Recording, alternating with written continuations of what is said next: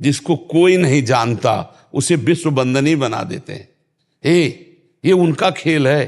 तभी लोग कहते हैं ऐसा हो रहा है, ऐसा हो रहा है। आज लोगों का परिवर्तन, हम इन बातों पे ध्यान नहीं देते, क्योंकि हमें पता है जंगहा लोहा कभी गले का हार नहीं बन सकता। ये तो पारस मणि की कृपा की छू गया तो सोना बन गया। ये तो भगवान की कृपा हो गई। तो ये इसीलिए हम सबको कहते हैं कि सब दिन होत न एक समान। आज दुख है तो ज्यादा परेशान ना हो, और आज सुख है तो फूलो मत।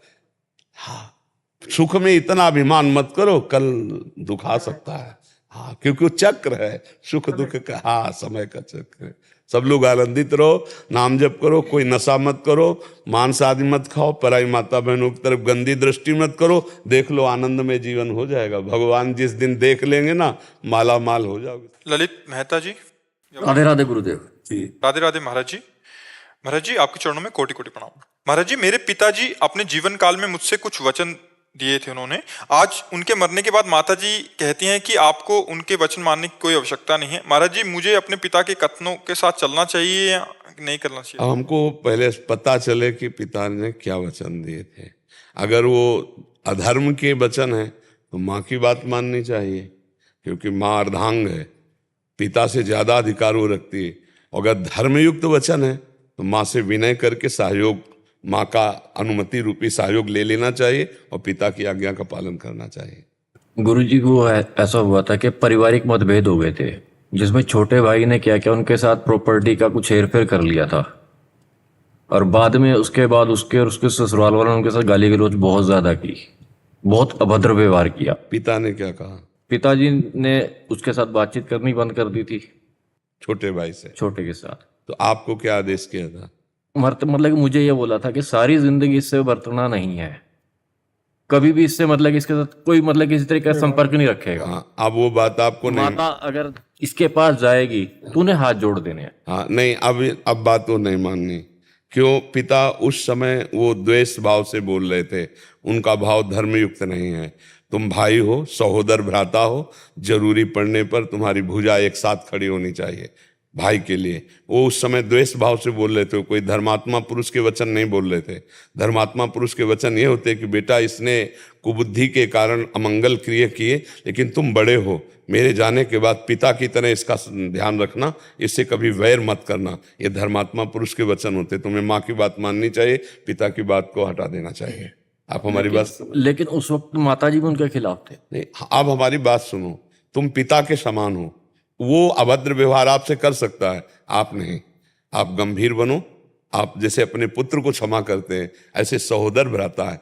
ये आजकल मूर्खता चल गई है, थोड़े थोड़े हिस्से में, थोड़े थोड़े पैसे, थोड़ी थोड़ी जमीन में अपने भाई को कत्ल कर देते, अपने भाई को मार देते हैं। ऐसा नहीं यार, थोड़े से हम कह रहे हैं, अगर थोड़ा सा हिस्सा ज्यादा दे देने से तू प्रसन्न रहता है, ले जा भाई, तू आनंद से रहे, मस्ती से खा पी, कभी हम तेरा विरोध नहीं करेंगे, कभी तुझे डांटेंगे नहीं, हम अपना और कमा लेंगे। भाई हो तुम हमारे, जिस उदर में हम पले उसी उदर में तुम पले हो। हम तुम्हारा मंगल और अहित नहीं होने देंगे। छोटा कर सकता है आपसे, आपको नहीं करना है। आप बड़े हो, आप पिता के समान हो। तो जो माता का अगर इस समय पक्ष है तो उसी पक्ष में रहिए, और वैर विरोध ना जन्मने पावे।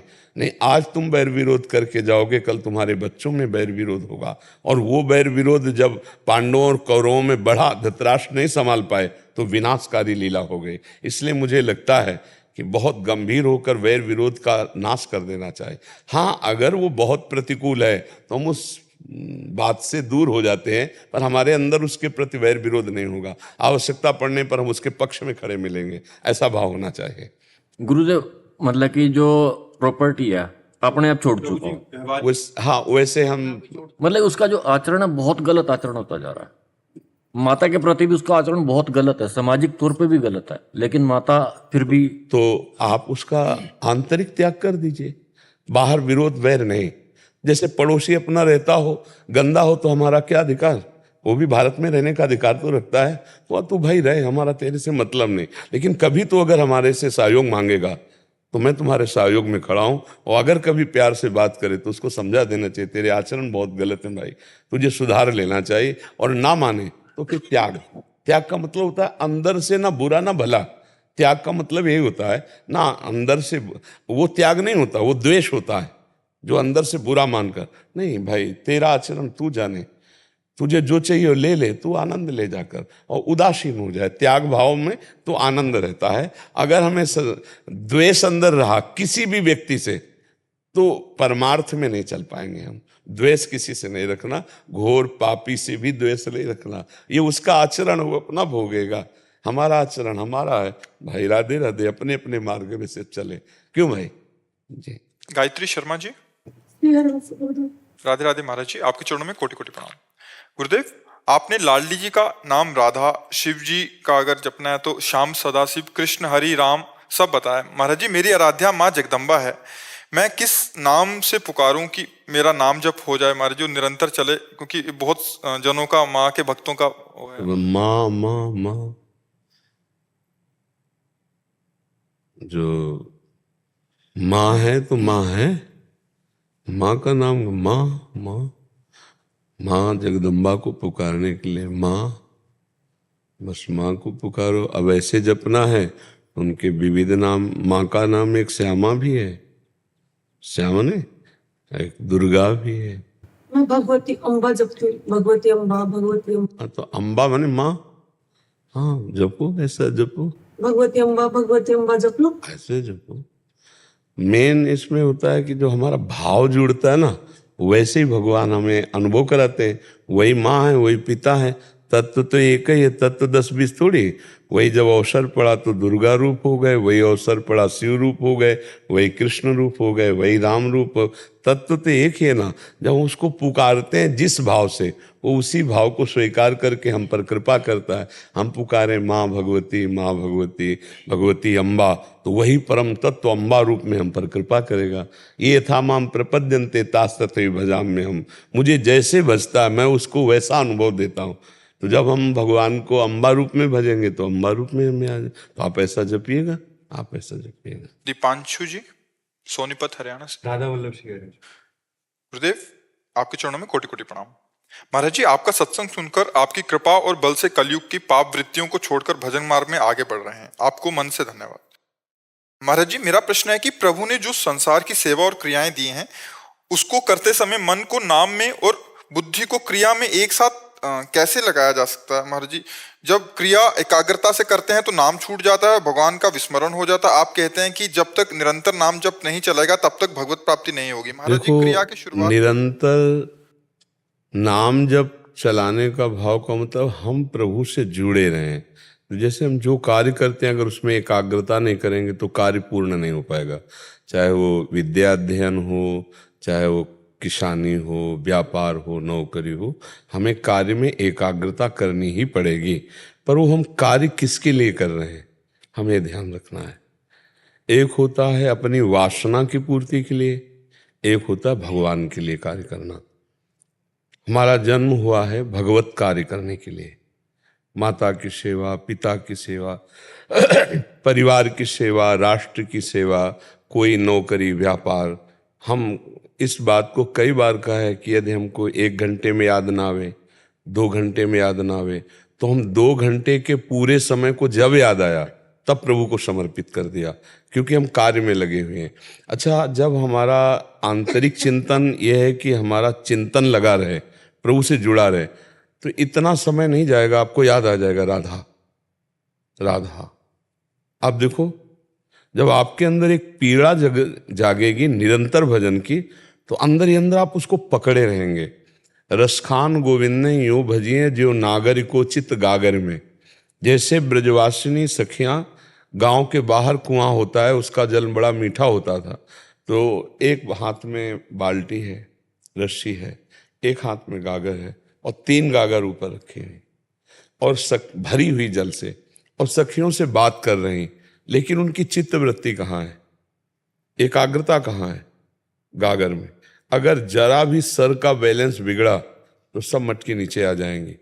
ऐसे ही हमारा आंतरिक चिंतन प्रभु की तरफ हो, क्रियाएं बाय हो रही हैं, आंतरिक चिंतन।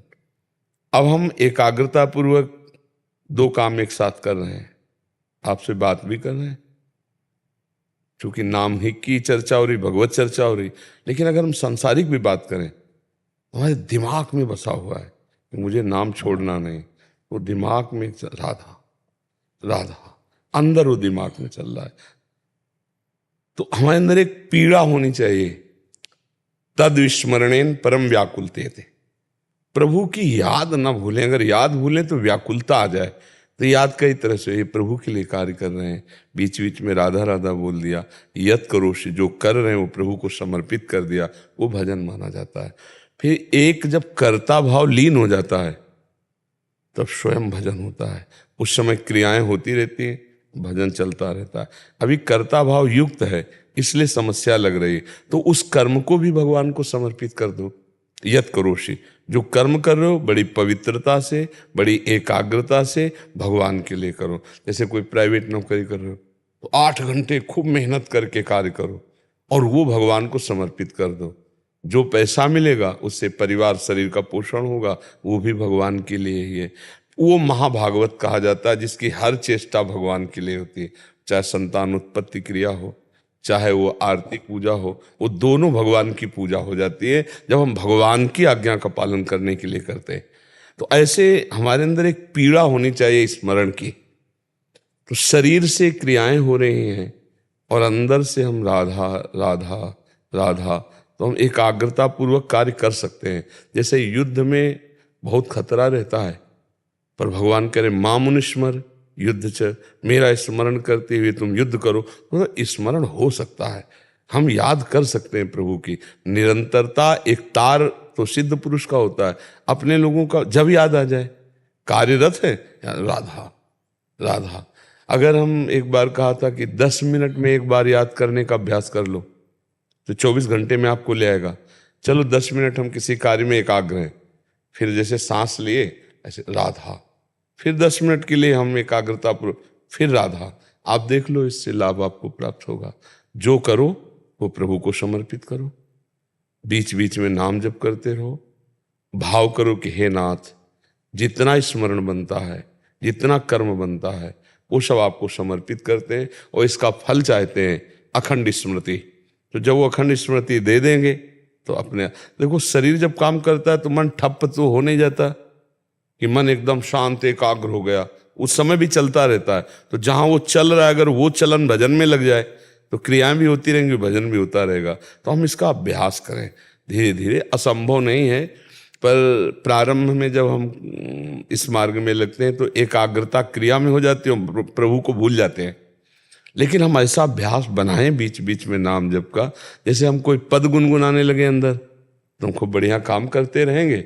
जैसे लोग संसारी आदमी फिल्मी गाना गाते हैं तो तुम उसी धुनी में राधा नाम लगा लो, राधा राधा राधा, अंदर अंदर गुनगुना रहे, बाहर भले नहीं कि लोग ना जान पाए, आप अपने काम में लगे हो।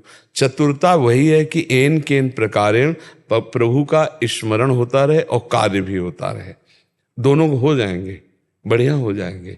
जब युद्ध हो सकता है मां मनुस्मर युद्ध च, तो और भी क्रियाएं भी हो सकती हैं। और अगर ऐसा ना होता तो बड़े बड़े गृहस्थ सिद्ध महापुरुष हुए, वो फिर कैसे होते? क्योंकि गृहस्थी में तो नाना प्रकार के कार्य हैं ही। अच्छा, विरक्त होने पर भी समाज की सेवा भगवान तो देते हैं, फिर तो भजन ही ना हो पावे।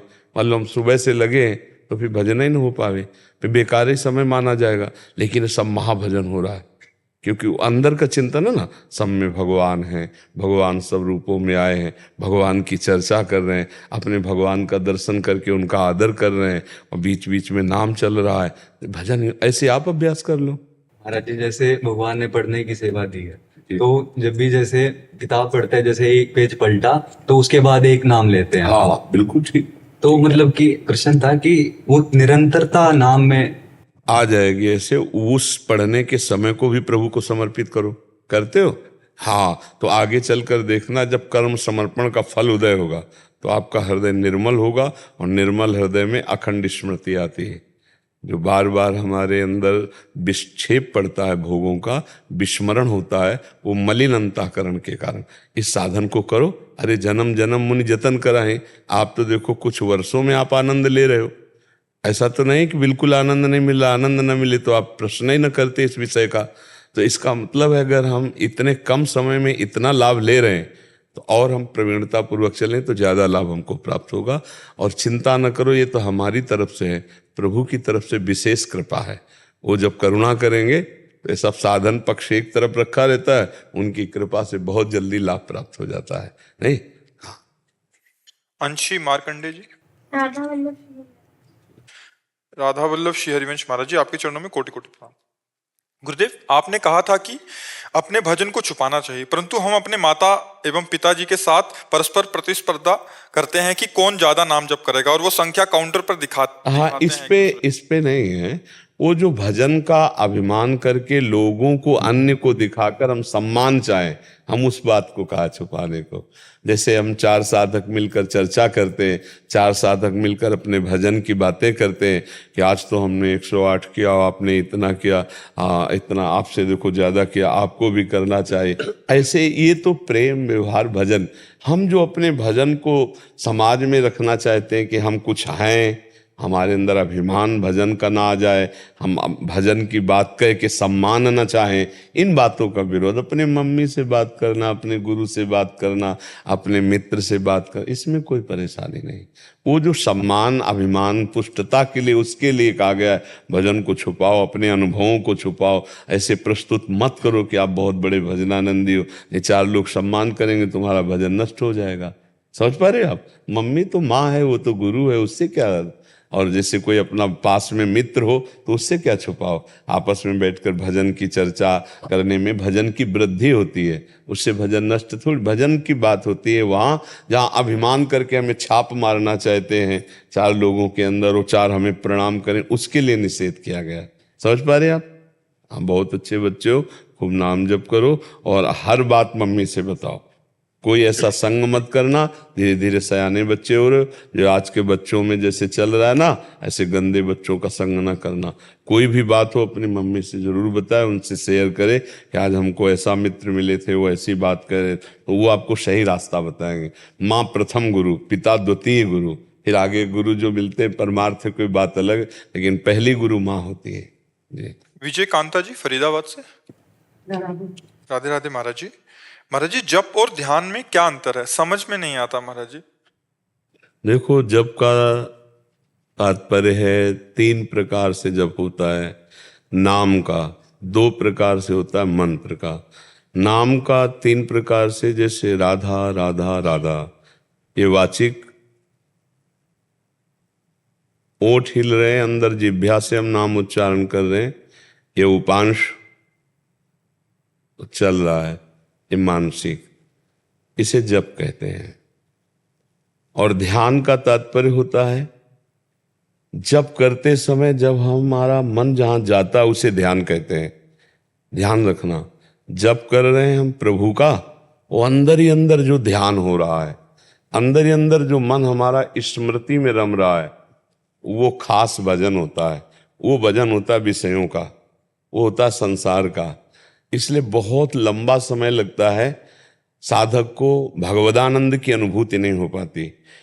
यदि ये बाहरी ना हो और अंदर की स्मृति में वो नाम चलने लगे, अंदर की स्मृति में भगवान के भाव रूप लीला आदि का चिंतन होने लगे, तो ज्यादा समय नहीं लगता, फिर अविद्या का नाश होकर भगवदानंद की प्राप्ति होती है।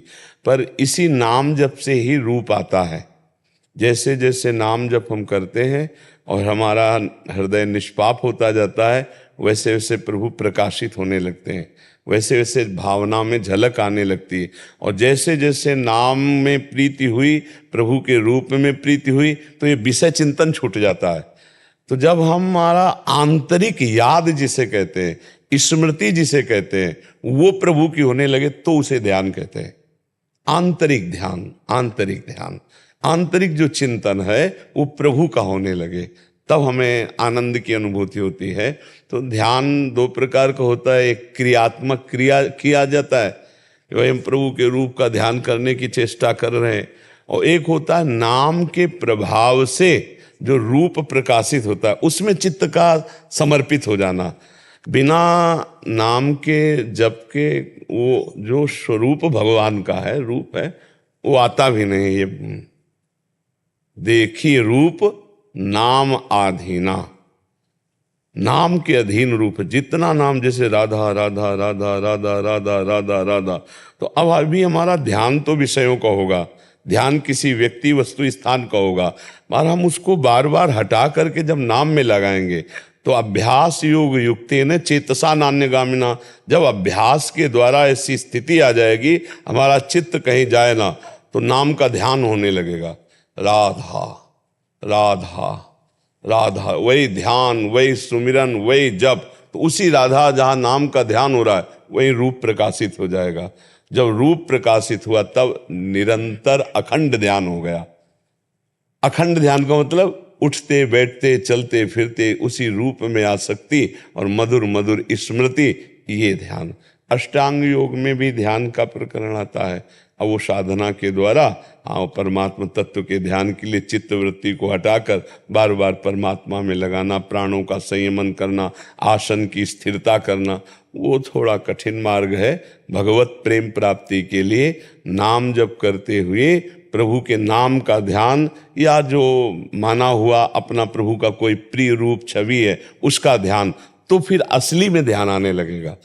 असली में ध्यान क्या होता है? अभी ये हमारा बनावटी ध्यान है। असली ध्यान है जो हमारा अंदर ही अंदर स्मृति जाती है किसी वस्तु, किसी व्यक्ति, किसी स्थान में, उसे ध्यान कहते हैं। बोले ध्यान से सुनिए, मतलब आप अपनी एकाग्रता लाइए।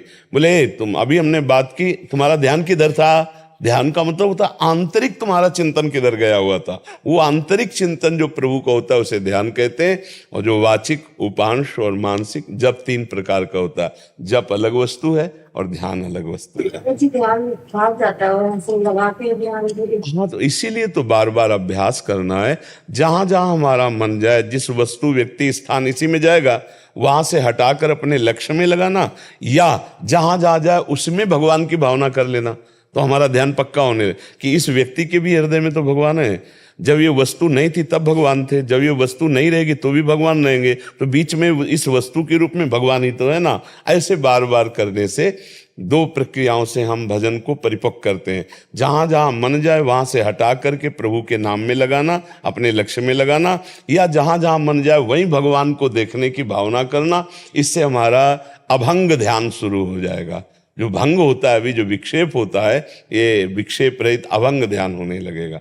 हमारी प्रार्थना है कि अधिक नाम जप किया जाए। नाम जप से ही मन की चंचलता, अशांति, मलिनता ये दूर होती है।